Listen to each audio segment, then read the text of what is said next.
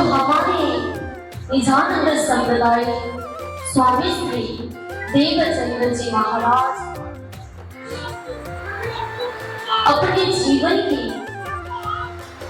खोज में नहीं पड़े, अपने अक्षरार्थिक भगवान स्वरूप अपने जीवन के मालिक, अपने आत्मा के आधार स्वरूप के संग में ये जीवन की वृतांत ढूंढ रहे थे। जब हमारे धाम धनी को ढूंढने के लिए बहुत कसरत करनी पड़ी, रास्ते में हुक्म स्वरूप मिले, फिर भी उन्हें पहचान ना हुई। अब रास्ते में जाते समय जब पीछे लौटने देखे तब वहां वो स्वरूप की दीदार नहीं हो पाई। तो ऐसे तो हमारे स्वामी जी को उस समय आश्चर्यचकित में पड़ा कि अरे मेरे लिए जो साथ ले आए थे, संग में ले आए, उन्होंने जो मेरी पूरी दंता में मिटा दिए, फिर भी उनके दर्शन से अचानक से कहाँ गायब हो गए। तो वो टहलने लगे, फिर अब उन्होंने जो रास्ता दिखा दिए, तब उनके मन में लगे कि कोई तो है, मुझे पहचान नहीं हो पाई। अब उन्होंने अपने जो बाराती देखे, जब बाराती के साथ में वो निकल पड़े, तब नगीजिक में जाके उन्होंने साथ में मंत्री जी मिल चुके थे। तब उन्होंने कहा, अरे तुम तो कैसे आ गए हो, तुम तो ऐसे झट से आ पहुंचे, आप यहाँ आ गए, बहुत अच्छा हो गया। अब हमारे साथ में चलना, तुम्हें कोई परेशानी नहीं होगी, हमारे साथ बैलगाड़ी तैयारी है, कोई 3 आदमी होंगे तो 4 आदमी बना लेंगे, अगर 4 आदमी होंगे उस पर तो एक रखे, फिर 5 आदमी बना के आपको ले जाएंगे। तब उन्होंने भोजन करने के लिए आग्रह किए, तब भोजन उन्होंने ग्रहण करने के लिए मानी नहीं, उनके संग में बैठ के भोजन करने की मना नहीं किए। क्यों नहीं किए थे? तो अपने मूल स्वरूप पर ब्रह्म परमात्मा जो बाल कृष्ण मुकुंद जी की सेवा में उन्होंने अपने भाव चढ़वाते थे, तो क्यों ना वो अपने हाथों से बनाकर अपने परब्रह्म परमात्मा को नाम खिलाए।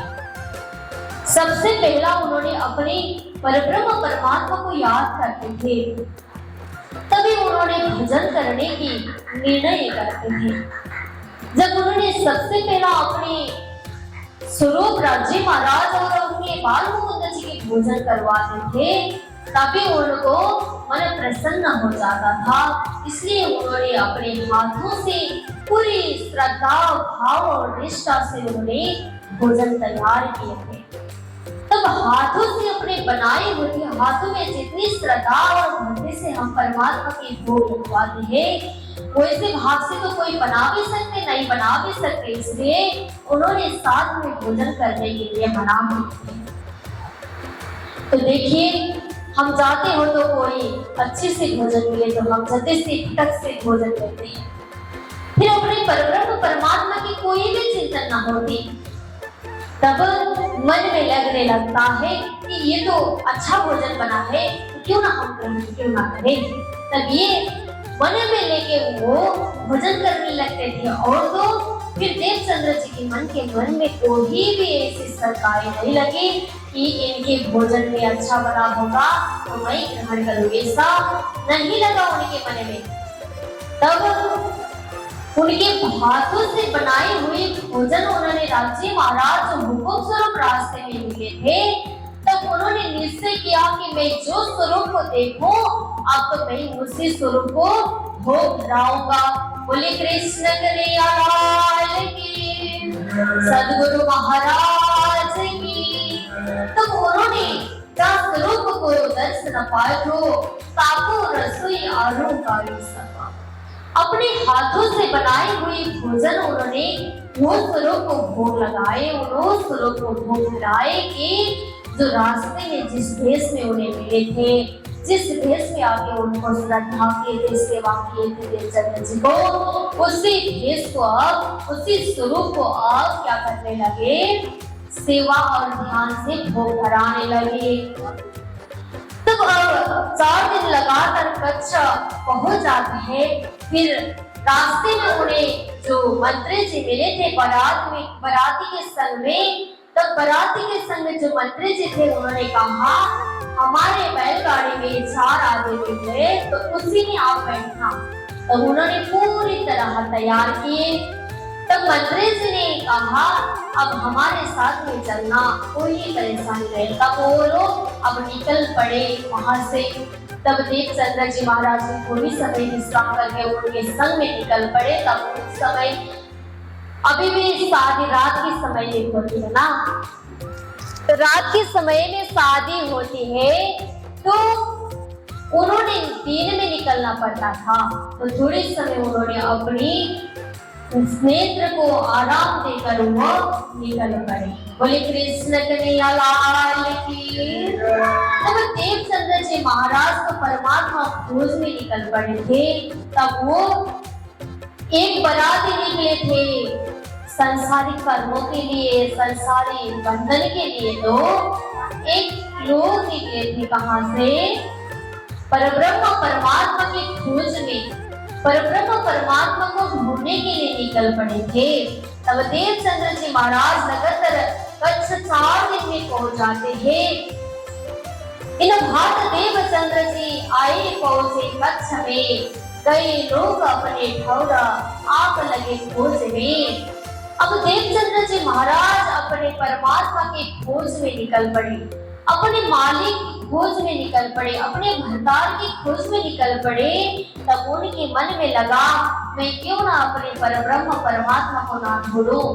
अब जो उनके साथ में बराती में संग में थे उनके मन में लगा मैं क्यों ना उनके खोज में पढ़ूं, क्यों उनके खोज में जाने की कोई जरूरत ही नहीं थी। तो वो लोग अपने संसारिक कर्म में निकल पड़े। तब देवचंद्र जी महाराज अपने भरतार स्वरूप की खोज में निकल पड़ जाते हैं। बोले कृष्ण कन्हैया लाल की।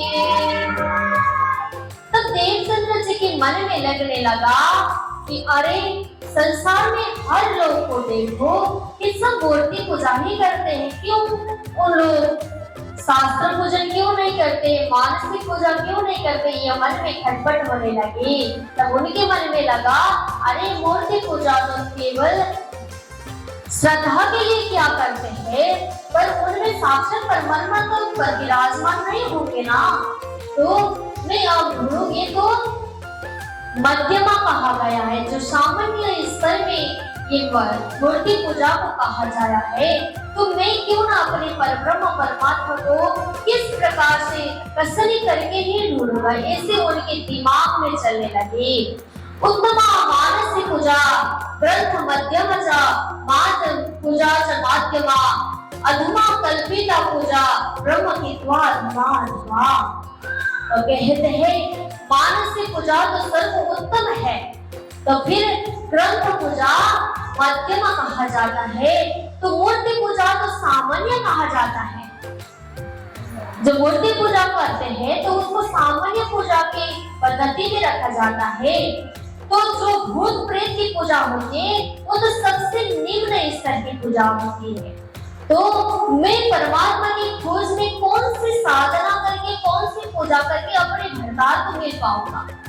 तो ये खोज में देवचंद्र जी निकल पड़े थे। तब उन्होंने बहुत सारे सन्यासी से भी मिले वो लोग। तो उनके सामने जाके देवचंद्र जी महाराज अब परमात्मा की खोज में लगे। तब उनके पास में जाके उन्होंने क्या कहा, सबसे पहला आप हमारे मंत्र को लियो। जब तुम हमारे मंत्र धारण करोगे तभी तुम्हें मैं सारी बात बता के तुम्हें परमात्मा के दर्शन मिल जाएगी। ये बात कहने के बाद में देवचंद्र जी महाराज ने उनकी बातों को मान लिए थे।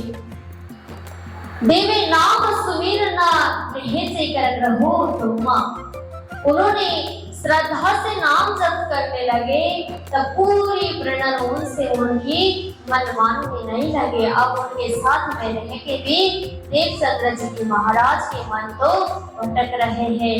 तो मंत्र सुमिरन करने से तो धैर्यता धारण होनी चाहिए, प्रेम होना चाहिए, निसंग होना चाहिए, है ना।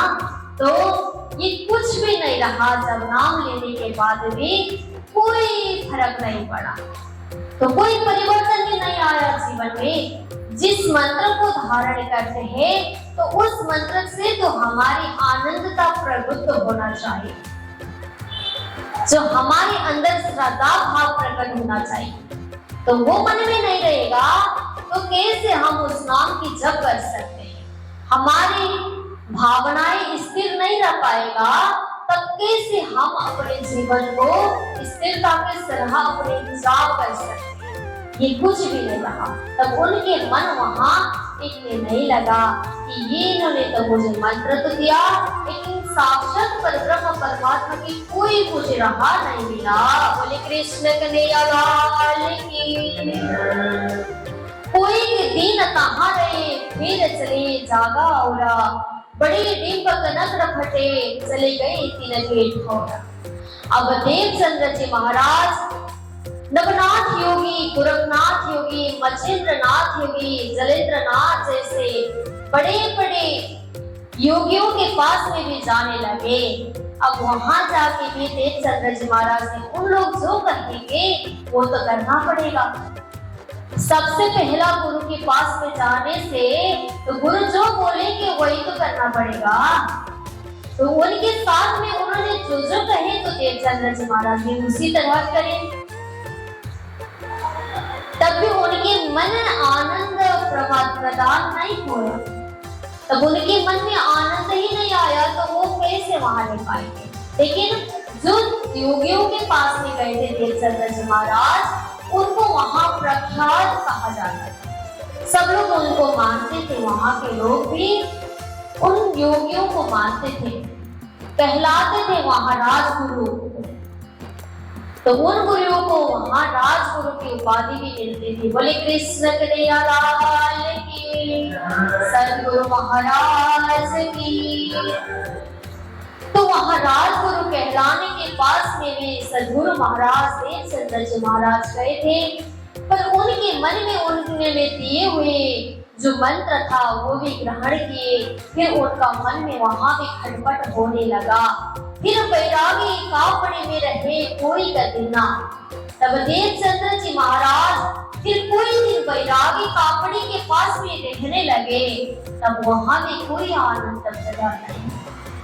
कोई दिन रहे, मंत्र लिए, सब सारी पद्धति उनके मान लिए, फिर वहां आनंद प्रसन्नता प्राप्ति नहीं हुई। मन में और खटपट होने लगे कि मेरे परब्रह्म परमात्मा तो इस प्रकार नहीं मिलेंगे हमसे।